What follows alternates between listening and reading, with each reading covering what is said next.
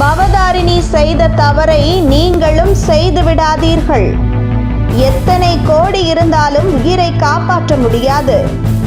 தனது இனிமையான குரல் மூலம் பல ஹிட் பாடல்களை கொடுத்ததோடு மட்டுமல்லாமல் தந்தையை போலவே இசையமைப்பிலும் அசத்தியுள்ள பவதாரிணி தனது தனித்துவமான குரலின் மூலம் தனக்கென தனி ரசிகர்கள் பட்டாளத்தை உருவாக்கியிருந்தார்.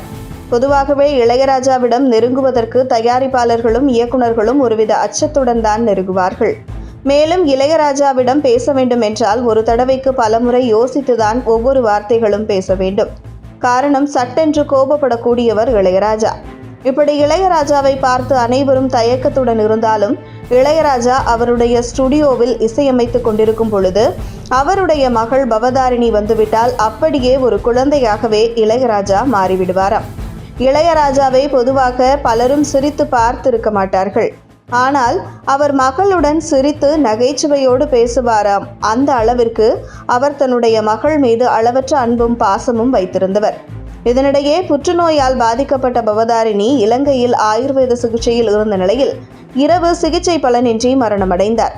பவதாரிணி பெரிய அளவில் பாடுவதற்கு அவர் தந்தை இளையராஜா ஆரம்பத்தில் சம்மதம் தெரிவிக்கவில்லையாம். அதன் பின்பு அவரது திறமையை அவதானித்து பாடுவதற்கு சம்மதம் தெரிவித்துள்ளார். வீட்டின் செல்லப்பிள்ளையாகவும் அப்பா மற்றும் அண்ணன்களுக்கிடையே அன்பு பாலமாகவும் இருந்த பவதாரிணிதான் அண்ணன் சார்பாக அப்பாவிடம் சென்று எந்த காரியம் என்றாலும் பேசி சம்மதம் வாங்குவாராம். இவ்வாறு செல்லமாக இருந்த இவருக்கு சில ஆண்டுகளுக்கு முன்பு கணையத்தில் கல்லடைப்பு ஏற்பட்டுள்ளது. இதனை அறுவை சிகிச்சை செய்து நீக்கியுள்ளனர். பின்பு சில நேரங்களில் அவ்வப்போது வயிறு வலி ஏற்பட்டுள்ளது. இதனை பெரிதாக எடுத்துக்கொள்ளாத பவதாரிணி அந்த நேரத்திற்கு சுகமளிக்கும் அளவிற்கு மருந்து மாத்திரைகளை எடுத்துள்ளார்.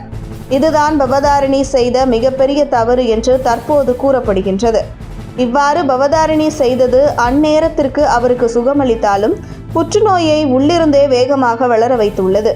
நமக்கு எதுவும் நடக்காது என்று நம்மில் பலர் நம்பிக்கொண்டிருப்பது போலத்தான் பவதாரிணியும் நம்பியிருக்கிறார். கடைசியில் ரொம்பவும் முடியாமல் ஆன போதுதான் பவதாரிணிக்கு மட்டுமல்லாமல் அவருடைய குடும்பத்திற்கும் புற்றுநோயில் 4வது கட்டத்தில் பவதாரிணி இருக்கிறார் என்பது தெரிய வந்திருக்கிறது.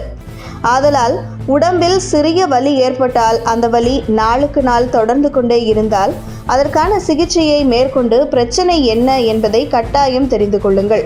தற்காலிக சுகத்திற்கு அவ்வப்போது மருந்து மாத்திரைகளை எடுக்கும் வழக்கத்தினை வைத்திருப்பவர்கள் இனி இந்த தவறை செய்யவே செய்யாதீர்கள் என மருத்துவர்கள் அறிவுறுத்தி வருகிறார்கள். உங்கள் தின சேவல்.